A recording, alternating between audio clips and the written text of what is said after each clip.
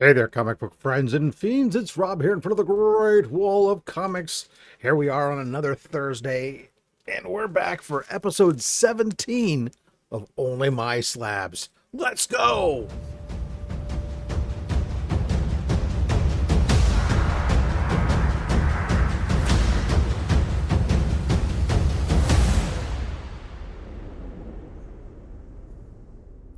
All right, now for the 17th time, we sit down together to go through a stack of a dozen slabs out of my collection of nearly 1,200 slabs.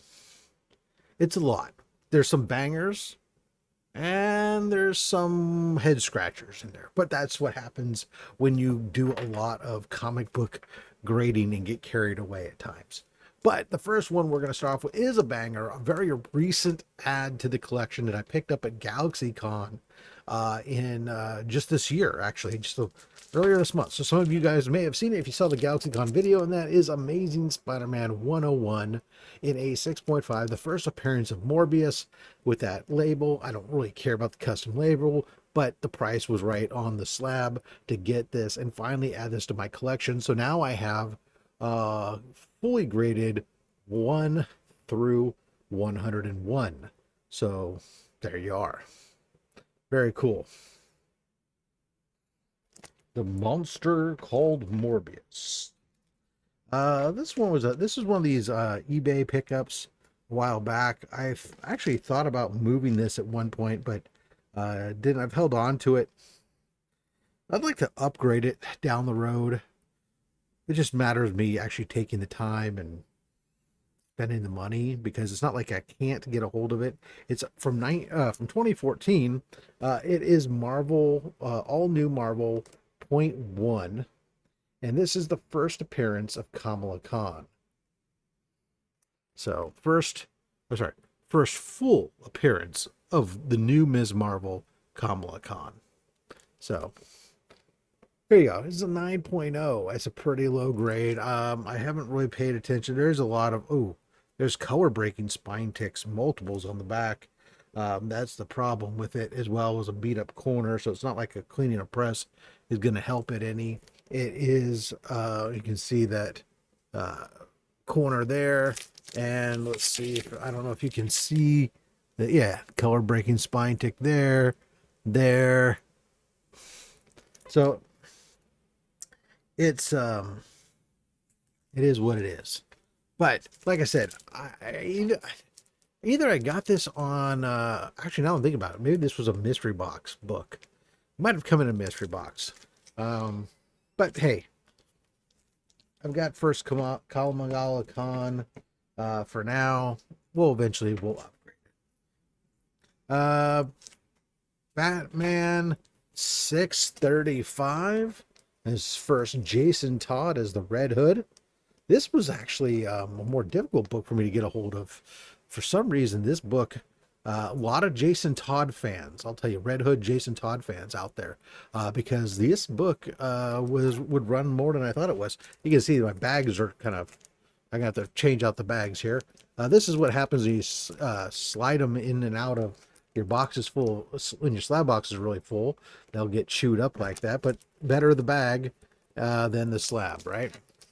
So anyways, there you go. First, Jason Todd as Red Hood. And of course, that Red Hood is the from the Batman Zero Year type storyline stuff. They kind of alluded that perhaps the Joker, one of the Joker's potential origin story was originally he was this character, Red Hood. Hence, Jason Todd takes on that mantle, kind of as a way, as something to do with, the fact that he got beat up and killed by the Joker. We'll go from Jason Todd to another Robin. Here we go with Batman 666. This is Damian Wayne. Here in this story, he is at this point he's now the Batman, and so it's the first Damian Wayne as Batman and first appearance of Professor Pig. That's surprising, actually. We didn't get Professor Pig till here, but at this point, Damian had made a deal with the devil or something, and is immortal and anyways protecting over Gotham with immortality or some such weirdness. Damian Wayne. The day Damian Wayne becomes Batman, I fear for Gotham's. This big key. This is a book actually that cost that I ended up buying because of only slabs. There are several books in my collections where they would come up, we'd talk about it, and either the cover art was amazing, the subject matter was amazing, or the value was such that I was like, oh my God, I have to pick up that book. And this is one of those ones, it's the latter. The value with it being the key that it is, I knew I had to eventually go grab this book, and I did. And that is Brave and the Bold 54 in a 7.0. Now, this is the what's generally considered the first appearance of the Teen Titans. Now, they don't use the name Teen Titans. It's kind of the like really more of the first team up of these Teen Titans who would become the Teen Titans with Aqualad, Kid Flash, and Robin. And of course, the next there's I can't remember which issue is it. Anyways, the next time they're together is like what's the first time they use the name, and they also get Wonder Girl shows up in there. But first appearance and origin of the Teen Titans, Robin, Aqualad, and Kid Flash. There you go. Some bangers. This is Brave and the Bold 88. This is a Batman Wildcat. I want to say, I hear the CGC is just calling this just Wildcat. Is all it says is the notes. It doesn't even say like a Wildcat appearance or make a reason for it. I want to say that this is it's obviously not the first appearance of Wildcat, but I want to say it's the first appearance of a Wildcat from a different Earth or something like that. But not that that's a big, huge deal. But Brave and the Bold, this is from 1970. 1970. This book, an A-OK from Remy Q Studios. I was collecting for a little bit from the Golden Age Fawcett Comics, a series called Captain Midnight, which I thought was kind of cool. And apparently Dark Horse had resurrected the Captain Midnight storyline in 2013, and Remy Q ended up with this book, Captain Midnight #1 in a 9.8, and he said, I know who to send this book to. The only guy I know who has Captain Midnight books. So here we go. They stole his future, and he's here to take it back. So I love it. So like, I haven't read this run, but I'm cool. This is one of those books that'll stay in my collection forever. Thank you, Remy. I love that.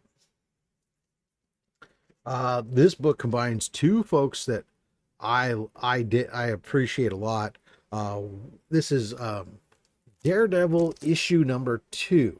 Now this is a J. Scott Campbell cover, which I of course love J. Scott Campbell covers. I love some of the weird details, like this woman in the shower looking out the window as Daredevil and Black Widow are out swinging about.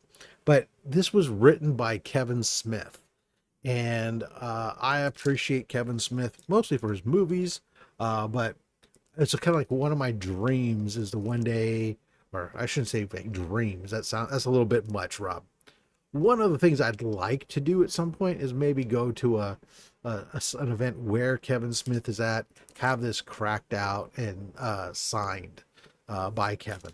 But the problem is, I think the last time I even saw Kevin Smith, it would cost me quite a bit of money to have Kevin Smith sign it. But who knows? Maybe.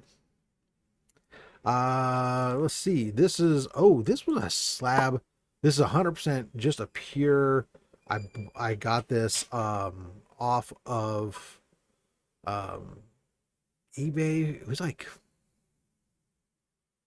25. It was less than $30 I paid for this slab. And this is Detective Comix #27 special edition. This is from the new 52. Basically, you can see in the background the Dick 27 cover. It is a reprint of the first appearance of Batman from Detective Comics 27 with a Greg Capullo cover. So it's just a reprint of the original Detective Comics number 27. Came out during the new 52 time. It was a free book at the time too, so maybe it was a Batman Day book or something. Um, I'd be curious to actually look into that. Why was it free at the time? I don't remember. All right, next up, Gwen Stacy, Spider Gwen, first appearance, Gwen Stacy, Spider Woman. This is Edge of Spider-Verse issue number 2 in a 9.4. This is the first printing, and this is the first appearance of the new Spider-Woman, Gwen Stacy. Of course, Gwen Stacy was Spider-Woman or Ghost Spider or whatever you want to call her. She would be operating out of a different universe for quite some time, and only in the current series has finally come home permanently to the 616 universe. Another recent acquisition. This is a book that I'm a huge 2099 fan.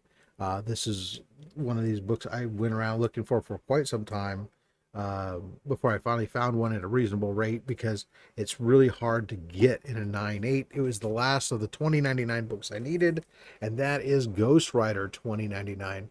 Really hard to get because there are trading cards. This happened quite a bit in the 90s and 2000s. They would put trading cards in them, and the trading cards only come about halfway out. So what happened is as these books were stacked up, there became a crease at the edge of the cards, and if you tried to press it out, you had to press it really different carefully with an insert in order to make it flat, and you're pressing a. This is a hologram cardstock cover.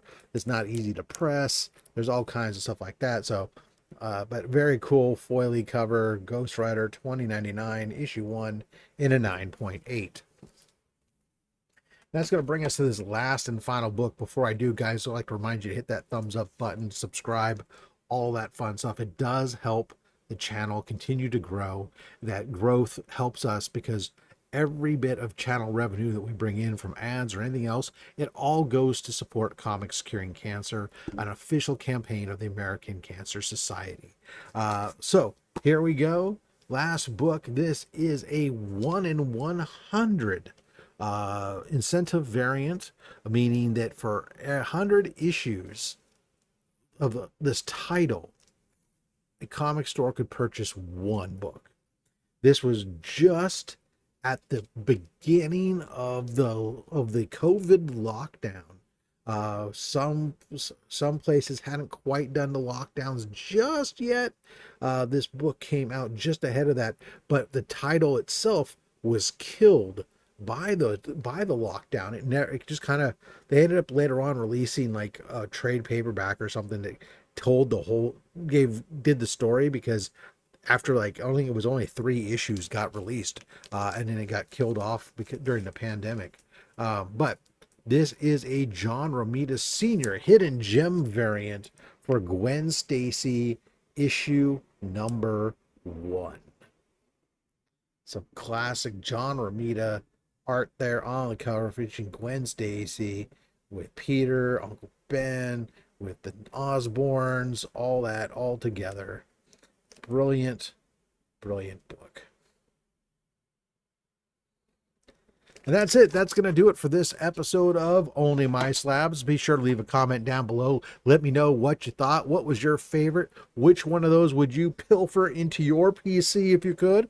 And remember, make sure you collect what you want. Don't listen to anybody, including me. I'm just a fat man with a fat stack of comics and a fat opinion. Thanks for watching.